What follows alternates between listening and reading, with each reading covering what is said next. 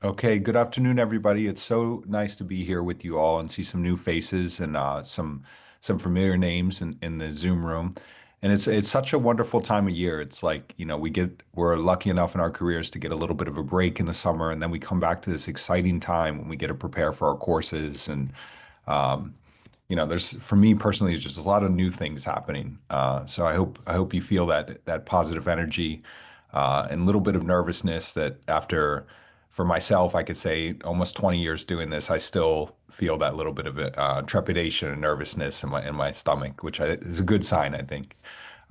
So I'm here to talk to you a little bit about AI usage in our courses, and specifically the importance of taking the time to make a syllabus statement.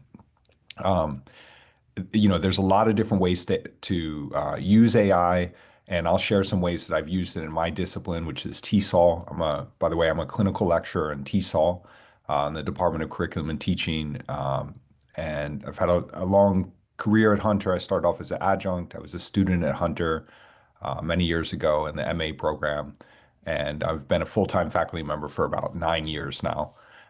So Hunter's very much in my DNA. And I've got a chance to see how our students are using it. My stance has evolved over the past, 3 years since ChatGPT and other large language models have arrived on the scene. And I'm here to share a little. I have a brief presentation that I'll share with you, just about how I think AI is important, how I use it, and I'll share my syllabus statement. And if you have any questions during this, definitely at the end, I'll save time for a question and answer. But just go ahead and unmute and interrupt me. It's a relatively small group, so I think we can take questions live. So let me share my screen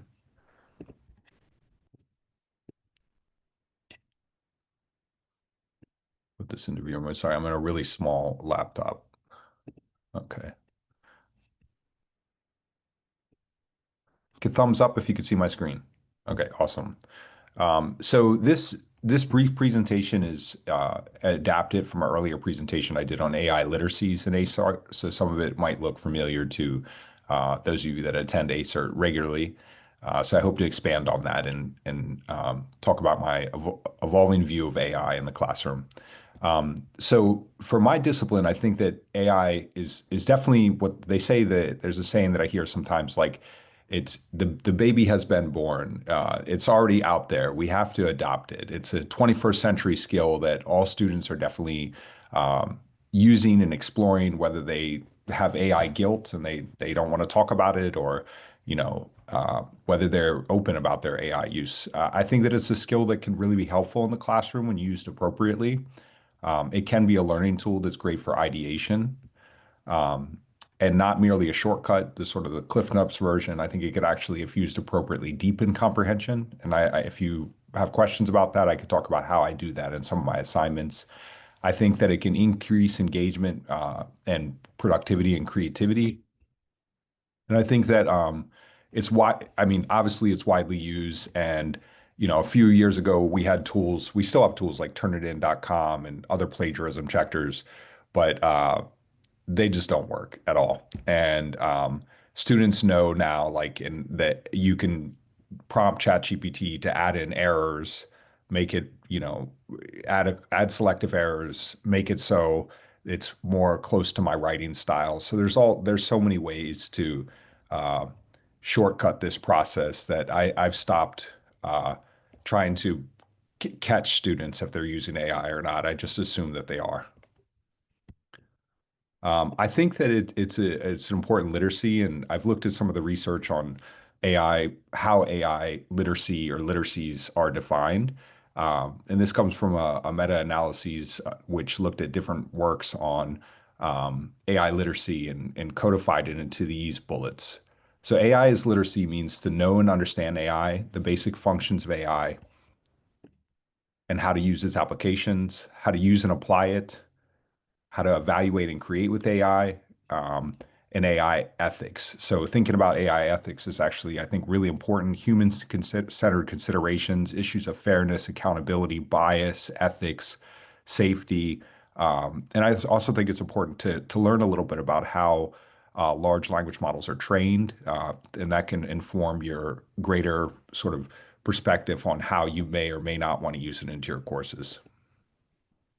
I think that AI can be great as a collaborator or a thought partner, especially at the early stages for ideation, the later stages for revisions, checking for if you've missed anything in terms of critique, and helping to analyze your writing and own work.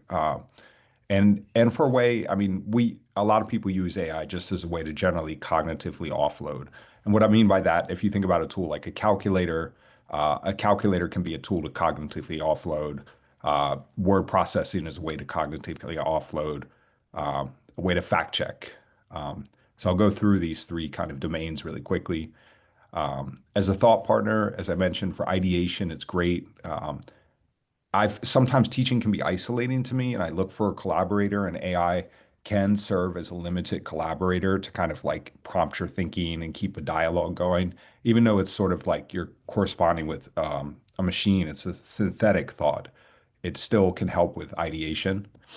Um, and to define cognitively offloading, it's just a way to help remember things. Here's a kind of operationalized definition of it where it talks about using external tools or aids to reduce the mental workload.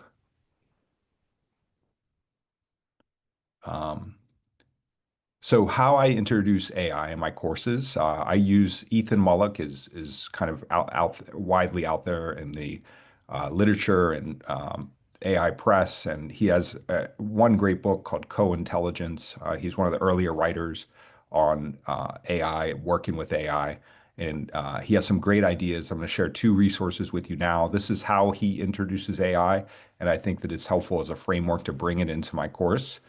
For those of you that are new and you're thinking about like, how should I talk about this? How do I talk about this? I think that this could be a great four principled step into perhaps introducing it to your students. Number one, always inviting AI to the table as to learn AI strengths and weaknesses, for trial and error. So encouraging students to do that, treating AI like a person, but tell what kind of person it is. And when I'm talking about AI, in this context of this talk, I'm really talking about large language models. AI is such a broad term. It's kind of a marketing term. It's a hype term. All sorts of companies attach AI to their agendas to kind of get funding and make it seem really innovative. But I'm really talking about large language models like ChatGPT, Copilot, Gemini, Anthropic. But you have to treat AI like a person. So you want to prompt it specifically. Prompting is an important skill, and we've had workshops on that. Um, and assume the AI that you're using is the worst AI you will ever use, meaning that it's constantly being developed and innovated. ChatGPT just came out with ChatGPT 5. So there's billions of dollars of funding and executive orders to try to make AI keep, grow. That's the idea behind it. And we'll see. There's some perspectives that say perhaps this is the best AI we'll ever achieve, and we've kind of plateaued. So that's an interesting question as well. So syllabus statement. So as you could probably guess, I use AI in my course. I encourage students to use it. I have three assignments that integrate AI. I'll describe one briefly. Obviously I'm in teacher education, and a lot of my work revolves around the teaching the nuts and bolts of lesson planning and unit planning, and try to kind of like linking sequential knowledge and linking lessons and content together. So I think it's really important that students learn how to do that by hand and in the traditional way with, just a word processor and their own creative energy and collaborating with colleagues. So I have them do it first by hand, and go in depth, and we go through the process of I do, we do, you do, assessing, teaching, and learning. And then I have them do the same thing with AI. And then I have them compare the strengths and weaknesses of those two.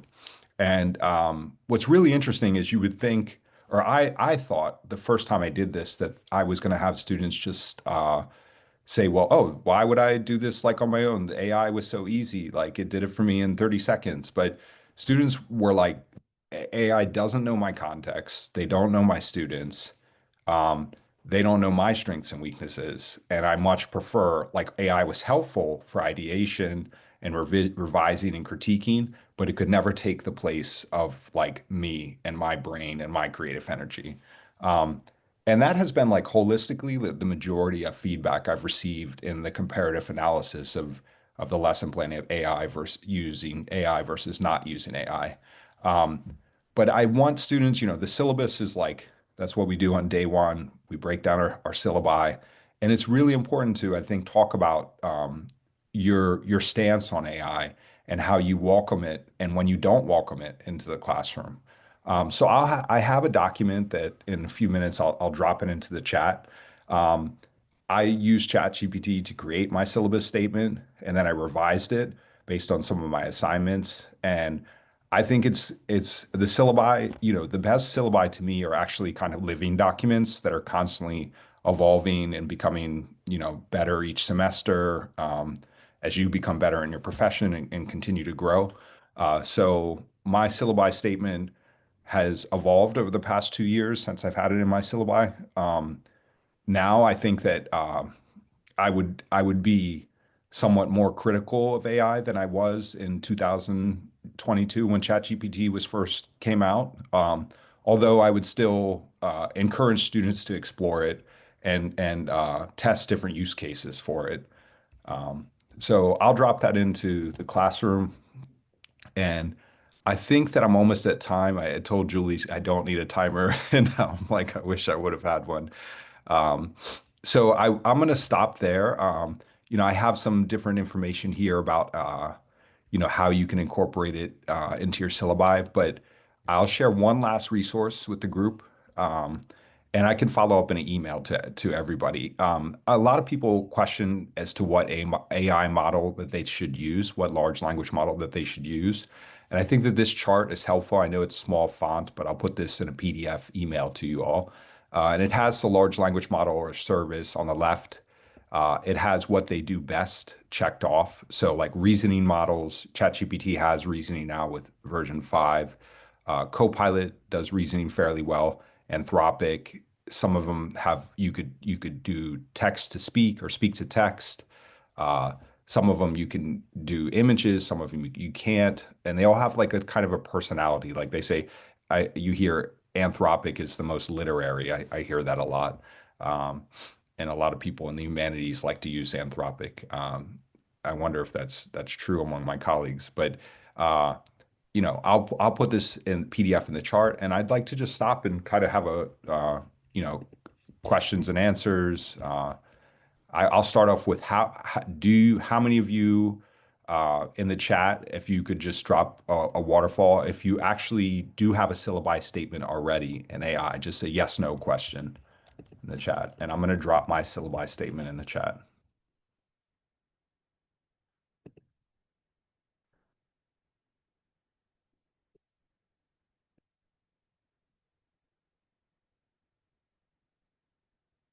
Okay, so it's varied. I'm seeing a lot of yeses.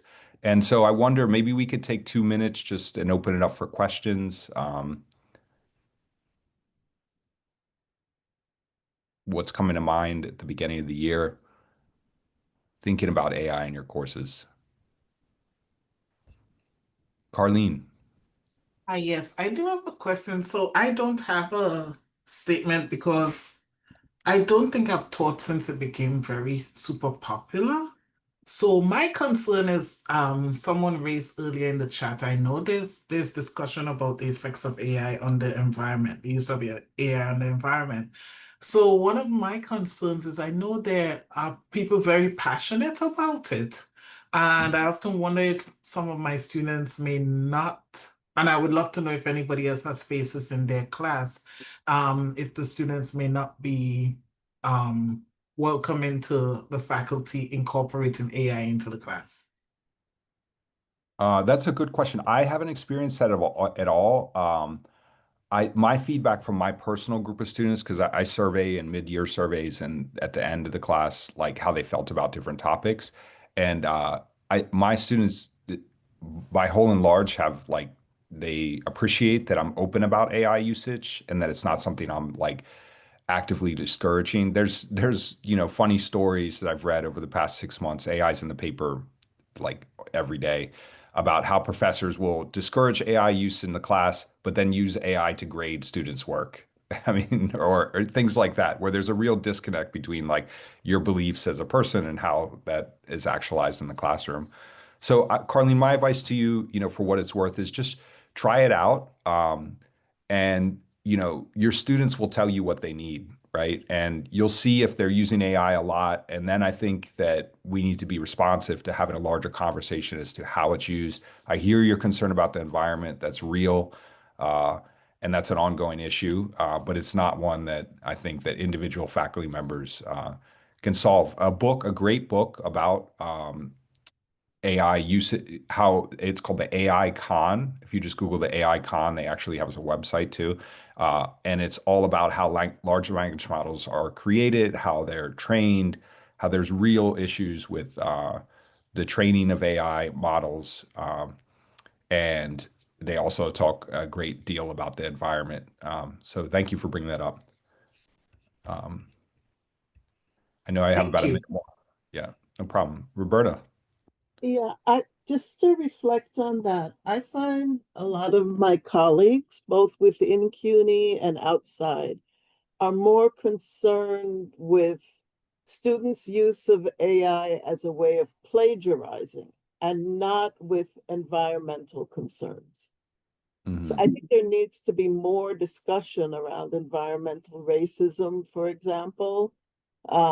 In Memphis, Tennessee, Elon Musk is putting up this huge uh, place that's going to use a fantastic amount of energy, water, and so forth at the expense of the people of Memphis. And there's very little discussion about that. So I think we Yeah. need to educate one another about the environmental impacts as well as our students. Yeah, Um, absolutely. Yeah. I think that for me is even a more of a call to like know more about AI. Just don't accept it blindly. Um, if you have a chance, that book, the AI Con, I thought was wonderful. I'm in a couple different reading groups on AI, and that really pushed my perspective on adopting AI blindly, which I think I was actually doing at the beginning, just like look at this wonderful, cool thing that helps me with recipes and emails. But now I'm much more skeptical of it. And I like to talk about that with students. So I think that's important we think about that. Jack. Thank you. And Marcus, thank you for that presentation. Just a couple of things. One, and I'm sure that other people will say this, but CUNY has an academic integrity policy that mentions AI, and the policy is instructor opt-in. So if you do not have an AI policy, or if any of us do not have an AI policy, the default is that students are not allowed to use it for any reason at all in your classes. And if they do, they can be sanctioned for, you know, it's an academic integrity violation potentially. So um, even if you don't want them to use it, I think it's well worth it to define um, minimally what you don't want them to do, because the absence of a policy is not a void. It's actually potentially really punitive Mm, for students. And if you want that, right? If your view is that students should absolutely not use it in your course, I don't think that should be sort of the default I didn't opt in. I think that should be like an active choice on your part that you're saying in my course, rather than just like assuming that anyone will actually read the academic integrity policy that they're sort of bound to. yeah. Um, but then the other thing, and this is more responding to Carlene, but I think to a lot of people who don't have one yet, I think my policy, like Marcus's, has evolved over many semesters, like 4 or 5 semesters. It's still evolving, right? The policy that will be finalized in my syllabus, hopefully by the end of the day, probably by next week, um, is different than the one that I used in the spring, which was different than the one that I used in the fall. And I think it's all right, but I think it's normal for us, like when we start adopting any kind of policy about any sort of new thing, right? Our policies ought to evolve as we learn more. right? So I think it's perfectly okay to have like a fairly generic um policy that kind of like touches to your concerns right this moment, and then every semester you just reflect and adapt. So Carlene, like I think if you or anybody else, right, has like a concern about the environment or any other things, just state that. Yeah. And I think in a way to kind of hedge to Carlene, sometimes you could make it a dynamic policy, right? Like a policy that this is, as Jack said, at this point in time, this is what I'm thinking. But as I learn more from you and from my own personal reading, my policy will evolve and hyperlink it, so you could adapt it, and you could even include some reading. If you Google, I mean, it's widely out there, like AI in the environment. There's a lot of reading about that subject. So to Jack's point, I just want to add, I think, Jack, you're spot on. Thank you for sharing that. Uh, we have a policy, and students, if you don't say your policy, then students cannot use AI, but they're using it. They're going to, right? And we can't accuse our students. I've actually years ago, like confronted students about AI usage. And then I've learned they didn't use AI and they were a second language learner or an additional language learner, and that AI is biased against non-dominant languages. So, because their training models are, mostly based on English. So, that was my fault, and luckily there wasn't a negative outcome for a student, but there can be really negative outcomes with the student. If we accuse a student of something, we better really know what we're talking about. So I think the stakes are high, and we got to think about that. Um, we're seeing some good chat. Thank you for the AI policy. And Roberta, I agree. Was highlighting my example was highlighting that. Sharona, and then I think we'll turn it over to Jarrett probably because of time. Okay. Hi. Yeah, just a quick question. If you could talk about AI specifically with the teaching of writing. The way I've been handling it, I have a statement on my syllabus, and the way I generally approach it is that I tell my students that anytime you're using AI, just sort of pretend that, anytime AI is sort of masquerading as a human being, like that's not okay, but you can use AI like to create your works cited or something that's a little bit more technical. That's not, Yes, yes. but I still find even with a policy, it doesn't really have any teeth because I don't know how to enforce it. So, I mean, Yeah. I struggle with it. I'm just wondering if you had any thoughts about that. Yeah, I don't really have any clear answers for you, Sharona. I don't think it can be enforced really like in an authentic way. I mean, I think that writing to me, like I'm not teaching writing, but I can compare it to like I'm teaching critical thought. And AI doesn't think. It's synthetic.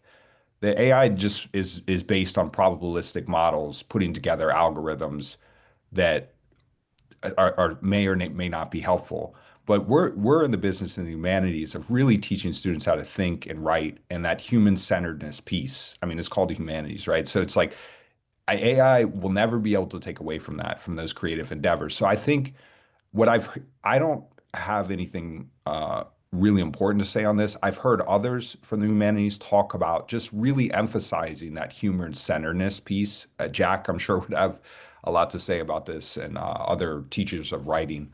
But I think it's a great question. Ask your colleagues. Um, So I think to keep us on time, Julie, should we? Okay, I want to welcome my colleague, Jared Israel Best. Thank you so much for joining us, Jared, and Jared's going to expand on this topic. I couldn't fit my syllabi statement in the chat. It's too long, which tells me maybe I need to shorten it, but I'll send it in a follow-up email. And it's been lovely being here with you today. Thank you, Marcus. A lot of things are already coming up that I hope I get to talk about. I'm not sure how much time I have, about 10 minutes, I think.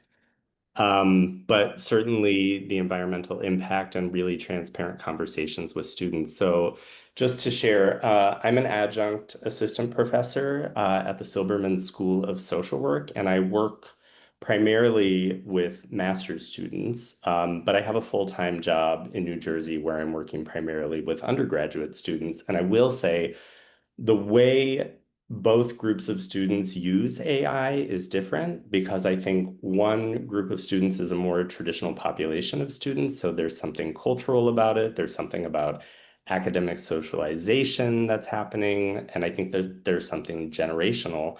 Whereas at Silberman, it's a more diverse group of students in terms of age, educational background, professional background. And so I don't have as many issues with my grad students as I do with my undergrad students. So I don't have a PowerPoint or anything like that.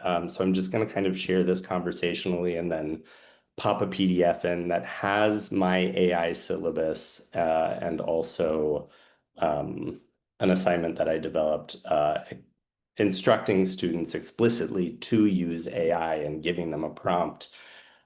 So a lot of this comes from, I started out as like very anti-AI, don't use AI. And I realized that was because of my own lack of knowledge and my own lack of familiarity. And I was really operating from like, I'm afraid of technology because I don't know how to use it.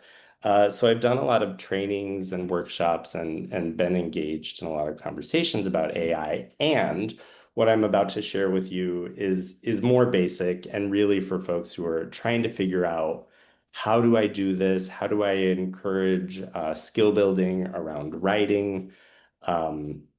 Things like that. So my goal is always that my students are going to leave my classes stronger writers. And also in social work, it's really critical for my students to be able to communicate effectively in writing because in social work practice, you're documenting people's lives in ways that will follow them for years and have a direct impact on their material reality.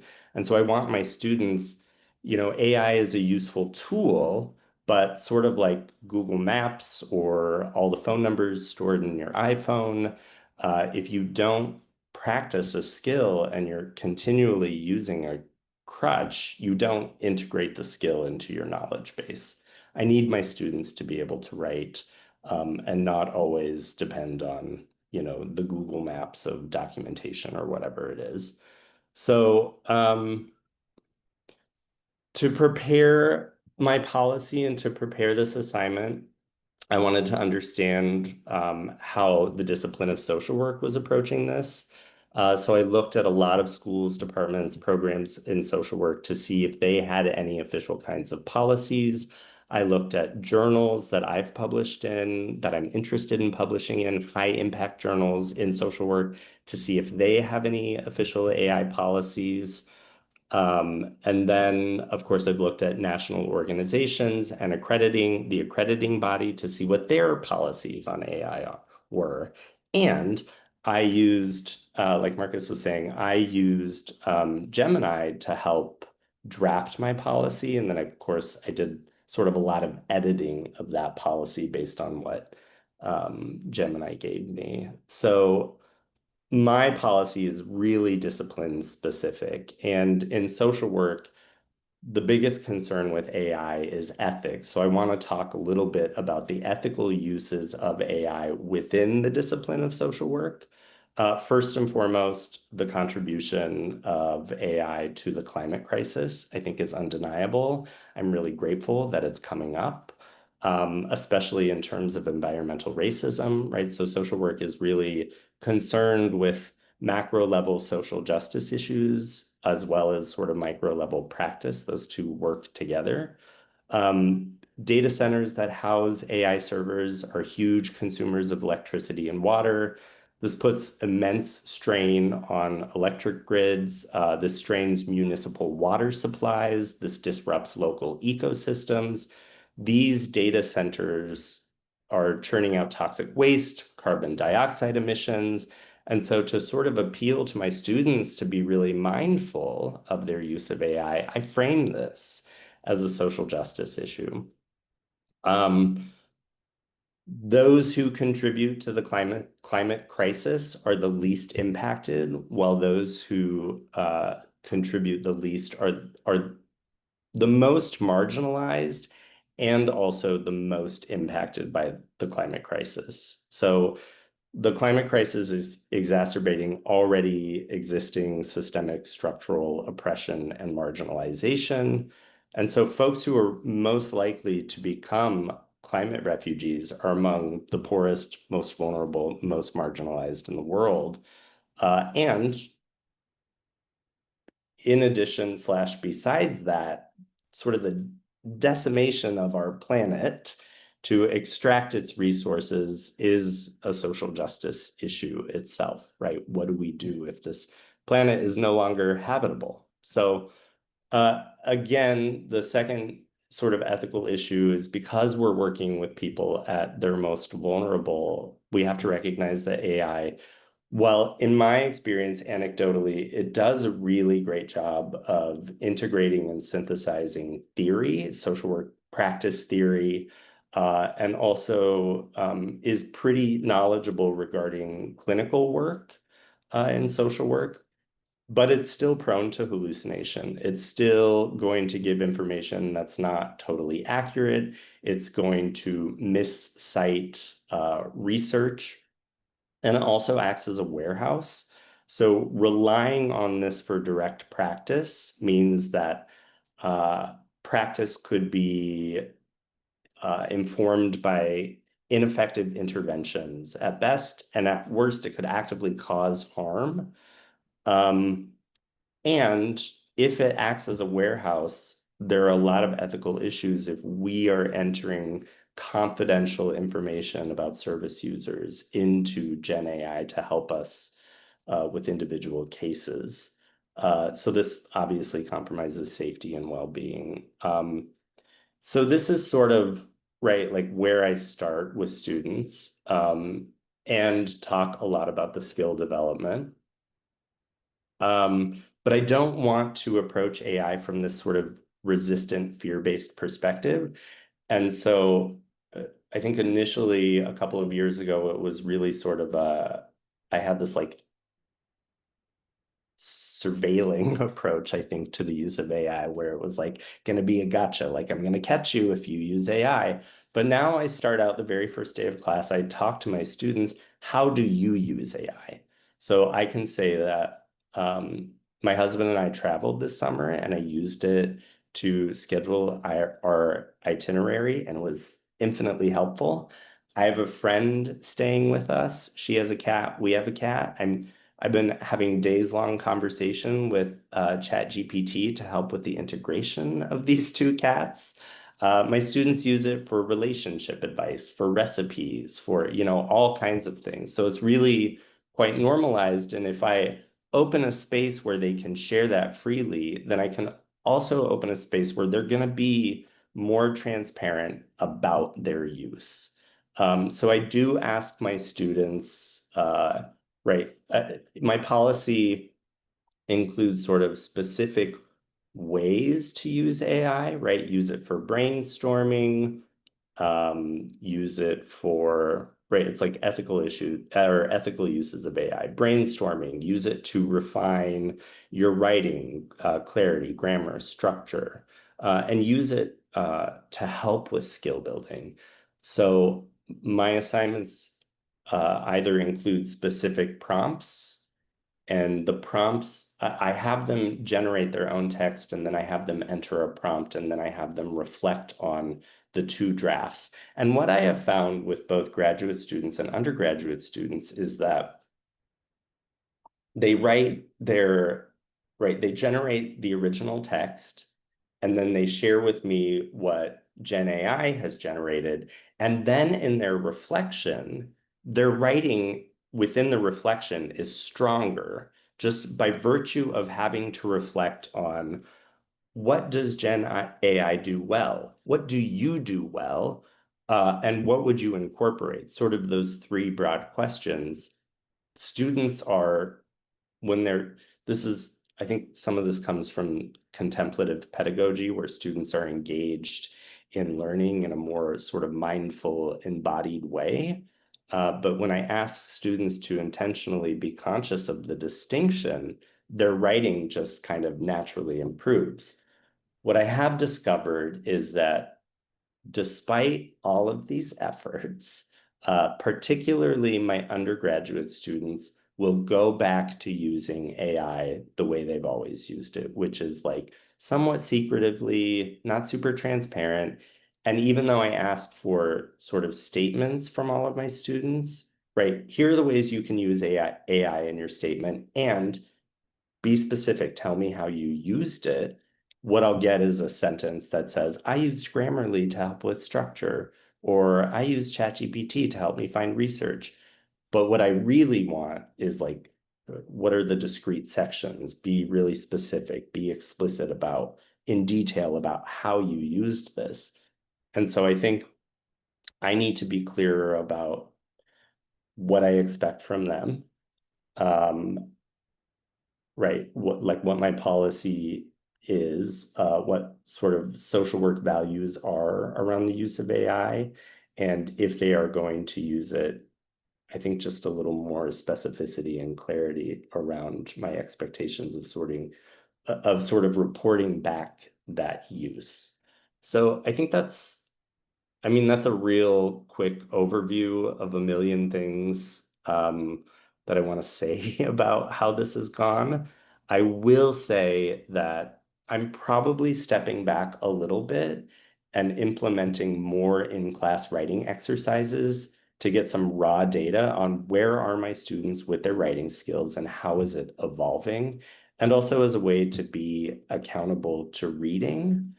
And so I don't want to say that I'm regressing, but I am returning to a slightly more conservative use of AI in my classroom. I think that's pretty much all I have, and would love if folks had questions for me.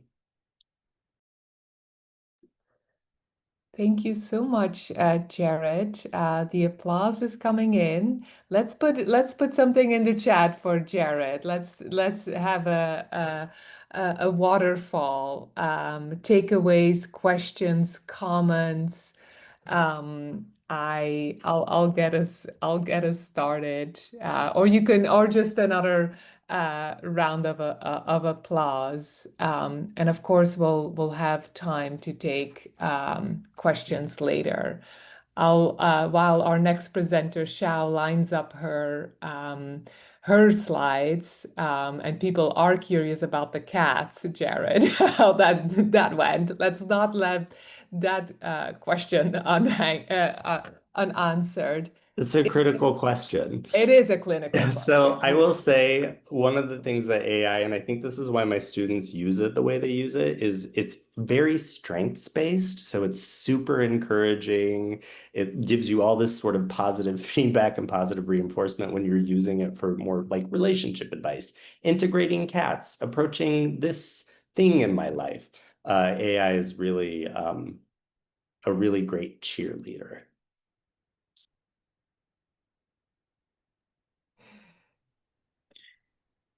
All right, thank you, thank you. And I'm Shiao-Chuan. I'm the director for Center for Online Learning, and I want to talk a little bit about how we've been supporting faculty and helping faculty with generative AI. ACERT does lunchtime seminars. We've been doing camps.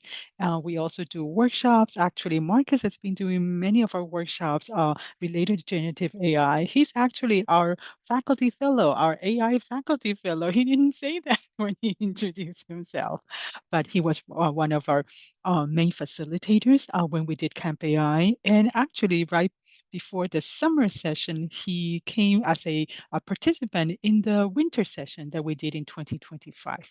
So so this is a quick report on what happened this summer, just to share with everybody and encourage you to use the resources, and come join us the next time we do it. So here's what happened. We did it in June, early June. It was 3 days that we met together online. We had 20 full-time faculty members, 14 part-time faculty members, 28 in arts and sciences, a few in social work, a few in education, and in nursing and public health. And when we asked professors how many students they were teaching, or the syllabus that they were creating for, the course that that they were creating the syllabus for, they told us about the number of students that they had in the class. And that's how we know that this is approximately the number of potentially impacted students. So for camping this summer, this is our selfie. We had we did the session online for 3 days in a row, 2 hours in the morning, 2 hours in the afternoon. And so as part of camp, we had many facilitators among the faculty at Hunter, also many faculty presenters, because we invited folks who came to camp in the winter to come back for camp in the summer to present to colleagues.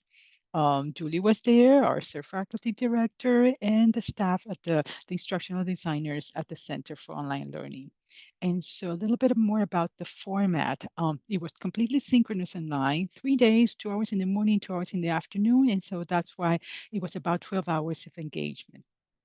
We made many presentations. So many of our facilitators presented on topics like my AI journey. So Ada from the English department did that. We also had Cecil McCarthy from Film and Media talk about AI literacy. Raj talked about biases. Okay, and so many of these were the presenters that were made, and lots of examples. We also had Rihanna from the chemistry department, who actually created a little chatbot for her class in organic chemistry. And she showed us how the parameters that she used and how her students can use this little chatbot to answer questions specifically about her course. All right, so a little bit more on the format. We also had some tool explorations in the sense that we invited folks to go to different breakout rooms to try out ChatGPT, to try out Gemini, and also to try out some image creation tools, AI generation tools, and some video generation, music generation wise, just to expose professors to the breadth of AI generation tools. We also had discussions. I think it's very, very important, just like what Marcus and Jerry was encouraging you to do.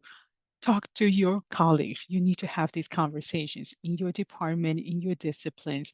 And so we had discussions in small affinity groups, in large groups and in small groups, just to get ideas flowing and get people talking about things. And so we also had work. We also had time to work on individual deliverables. And I'll tell you what those deliverables are. We actually asked everybody to at least draft the statement, the AI statement for the syllabus for the course that they are planning to teach.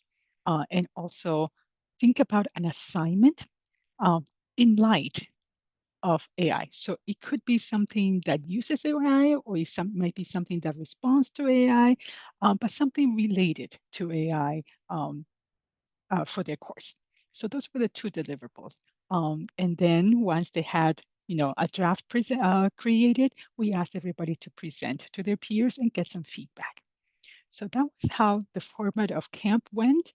I have an example of Cecil's presentation here. We recorded again. We tried to record the presentation part, but of course, it doesn't always work out very well because people ask questions and they'll become part of the recording. But this one is pretty clean in the sense that there weren't too many interruptions. All right, so I'll continue here and show you that before camp, we gave homework.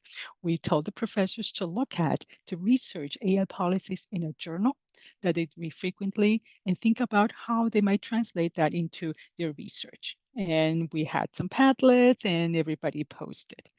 We also asked folks to research AI policies in their professional association, right? Just to see what's happening, how the discipline is talking about AI, and also to summarize it and to post it. And so this is what some of a screenshot of the Padlet. So different disciplines, very different, and also be surprised when maybe there isn't one. Maybe the journal or the professional association doesn't have one yet. Okay, we are discovering that more and more are creating them. But earlier in the winter, for example, there were fewer associations and journals that had policies or anything stated. So you're welcome to take a look at those. And here are the two camp deliverables, the syllabus statement and the assignment. And I actually took a few screenshots of the work that everybody created. We did all this in a Brightspace course site. And so, it's in a protected site, but I took a few screenshots of some that looked very good to me, that looked very interesting. And so I will page through, but of course I will leave this presentation with you. The link is in the chat, so you can look at them a little more closely. These are just snapshots, okay? But here, you'll see that many of them, they're very different. And many of them are very specific to the discipline and specific to the course. And here we have professors really struggling and thinking and verbalizing what they want for their students in this syllabus.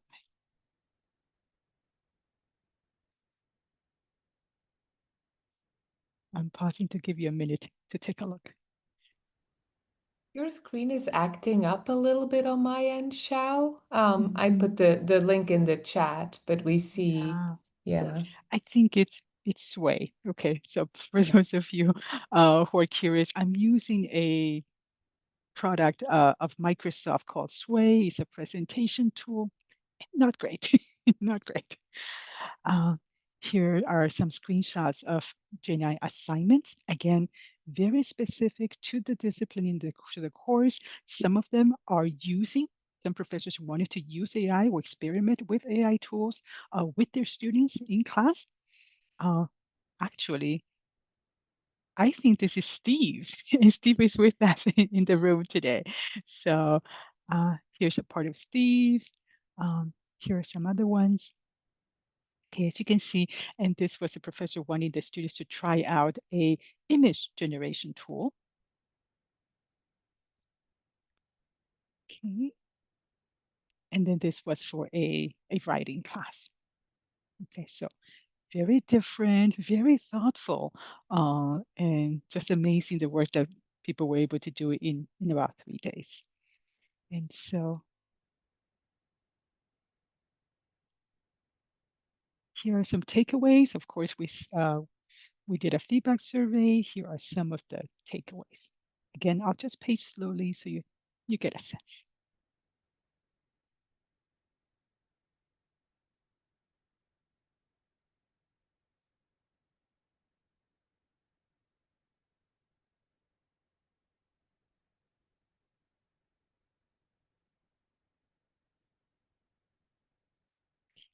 And the last piece is reflections.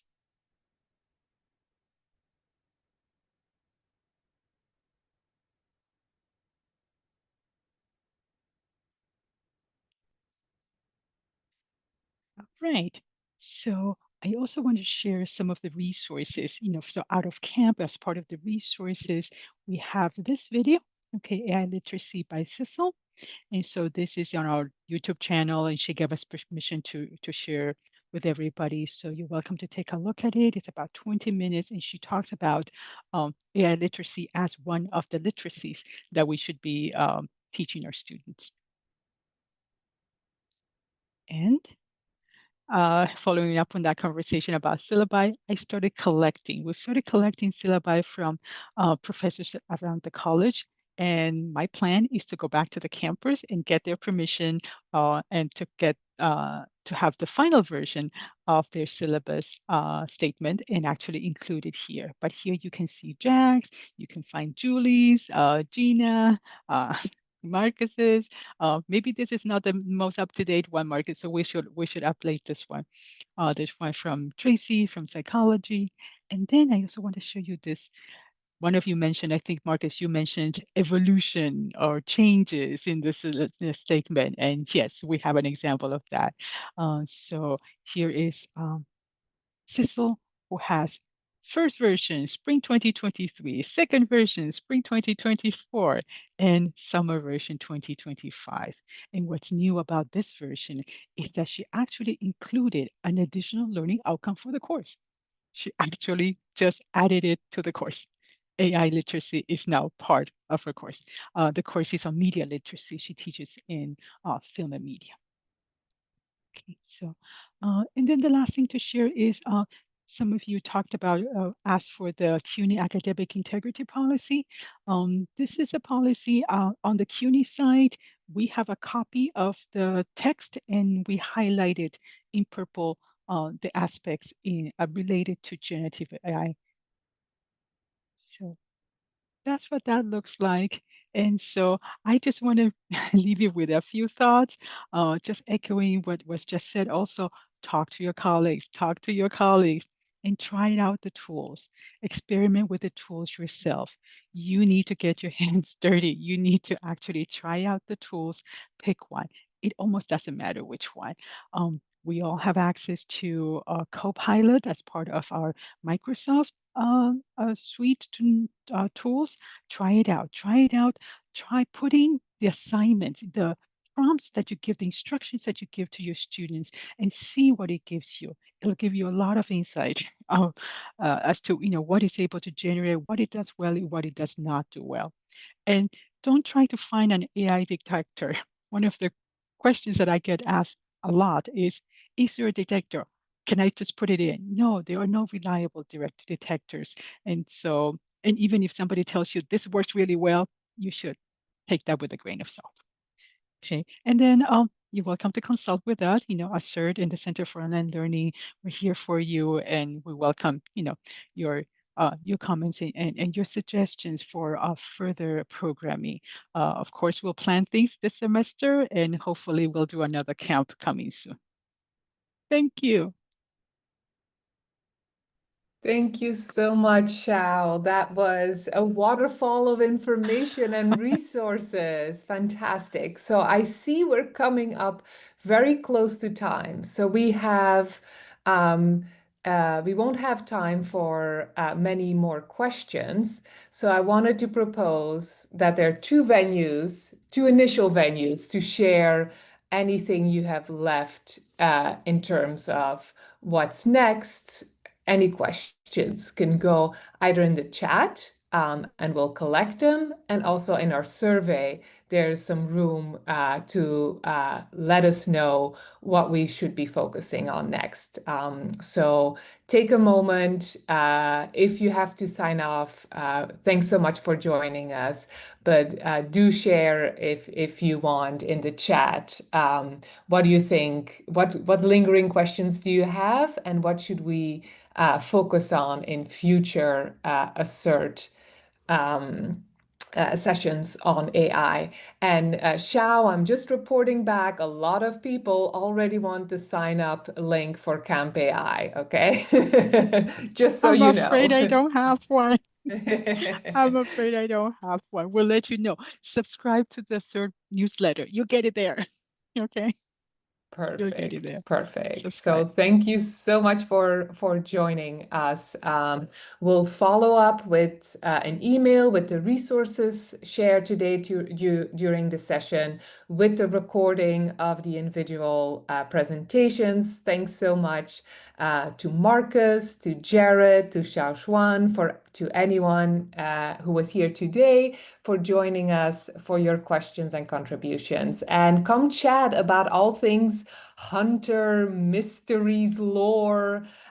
We will unpack Hunter together tomorrow in our final session of the Get Ready for Fall. So good luck, everyone, to be continued. Take care, unmute, and I want to hear human voices saying bye-bye, Bye. bye. Bye. Bye. Thank Thank you. you. Bye-bye. Bye. Bye. Bye.